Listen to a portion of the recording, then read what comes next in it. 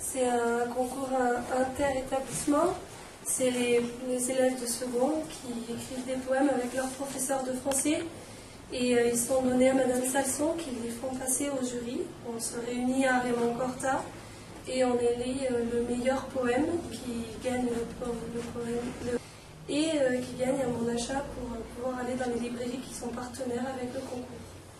Et il y a une illustration, parce qu'il y a des élèves qui ont le moyen de donner des illustrations au concours. On choisit la meilleure illustration qui fait la première de couverture du livre. Voilà. Et tu as été primée l'an dernier? Non, il y a 2 ans. En année de seconde, j'ai participé et j'ai gagné le prix Orphée de l'établissement Joseph Constant. Voilà. Là, on a commandé, on nous a proposé, on est venu. Alors on a fait des plats. On a réfléchi comment on allait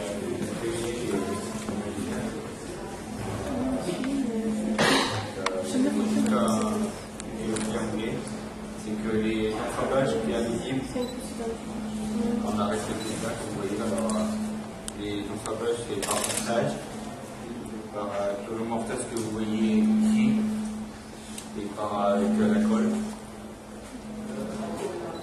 Et on a tout ça. Merci.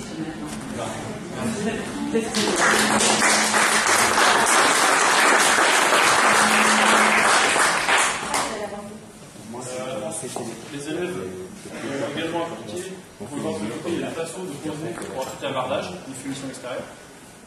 La charpente a été levée. Vous avez 2 murs de rehausse qui ont été posés, 2 murs pignons, avec 2 pannes sablières. Les pannes sablières, c'est 2 pièces à l'extrémité, la panne fêtière et le chevronnage. On fabriquait les pièces, on levait les murs à l'atelier à blanc, on appelle ça à blanc, montage à blanc avant de poser ce chantier. Et l'année dernière, on a posé le chantier. On n'a pas terminé, on est en train de terminer cette année. Donc vous voyez les plans qui ont été dessinés sur ces mains en fait. C'est le logiciel de charpente qui nous permet de dessiner les projets pour après les réaliser à l'atelier. Donc il y a un lien entre le dessin de construction qui est fait par M. Courrier et le travail à l'atelier. C'est un logiciel qui va retrouver aussi dans les entreprises, par exemple l'entreprise Falcon qui travaille sur le logiciel aussi. C'est-à-dire un projet de maison à énergie positive. Alors pourquoi un tel projet ici chez nous au Murat? Eh bien, ça vient d'une réflexion qu'on s'est faite avec les collègues où au départ, on avait un petit problème de motivation au niveau des élèves pour les enseignements généraux. Les maths, le français, l'histoire géo, c'était pas leur tasse de thé. C'est pour comprendre, mais donc l'idée c'était d'essayer de fédérer les élèves entre l'enseignement professionnel et puis l'enseignement général. Donc on s'est creusé un petit peu. Et puis on s'est dit, à la fois, on est dans le bâtiment, pourquoi pas essayer de trouver quelque chose un petit peu original, et puis quelque chose qui soit dans l'air du temps. Donc une maison à énergie positive qui respecterait l'ART 2020. Donc là, protection personnelle, on voit l'hygiène et les voies exotiques qui s'élèvent, les voies exotiques qui sont des couleurs extraordinaires. Donc là, on a une échantillon de palmiers. Le palmier faisant bien partie de la famille des arbres, mais on n'a pas la densité pour faire un matériel.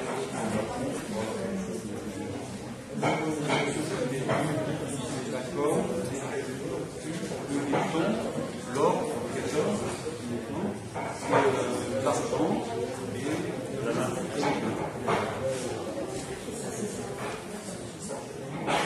c'est du chêne liège. Donc tout le monde sait ce qu'on fait avec du liège. C'est aussi bon pour l'isolation.